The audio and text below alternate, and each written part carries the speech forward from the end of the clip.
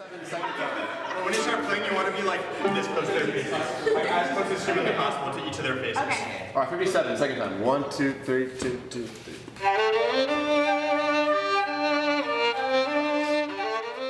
I've spent most of my life writing classical music and writing music for the concert hall, which is like still a very vital tradition, but it has a very narrow audience. And what I was really interested in is how something like a Beethoven symphony was able, about 200 years ago, to reach a massive amount of people. And I was really interested in finding a model that would allow this kind of music, which people are still writing today and which is really important to me, to reach people in that kind of visceral way that matches other kinds of entertainment that are popular today. A lot of shows, like particularly shows with a more conventional narrative and a script, my job as director is serving the story and making choices that can tell the story clearly. And in this case, the story is important, but really what we're trying to do is serve the music. So all the choices and even the story itself is there to help bring out the textures and the emotions and the stories that are embedded in the music itself.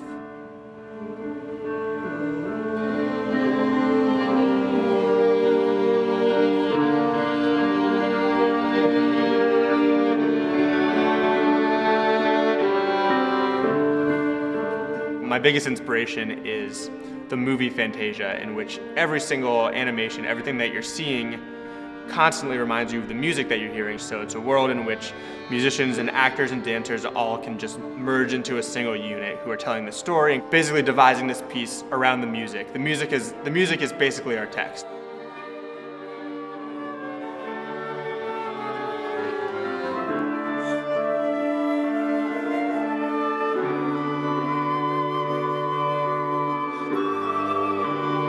There are shows that don't use any dialogue, and shows that are successful in a way that reaches a lot of people are shows like Stomp and Cirque du Soleil and Blue Man Group, shows in which you go and you suspend disbelief.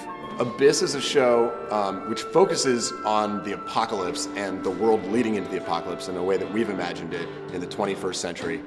And we sort of explore the way in which these things all focus in towards a world that just cannot hold. We have a ton of incredible designers on board. We have a giant cast of musicians, dancers, and actors, and we've been rehearsing for a few weeks, and we just moved into the space. So we found this space that it's basically this abandoned building. There's a lot of exposed wires and piping everywhere. The floor is concrete, and a huge part of the show is how we can use the space and use the images and the music to evoke imagination, as opposed to a lot of shows that I think, especially these visual spectacle shows that sort of force feed the audience images. I want the audience to be participating with us in creating this story. It's like these musicians and these actors found this abandoned space and turned it into something.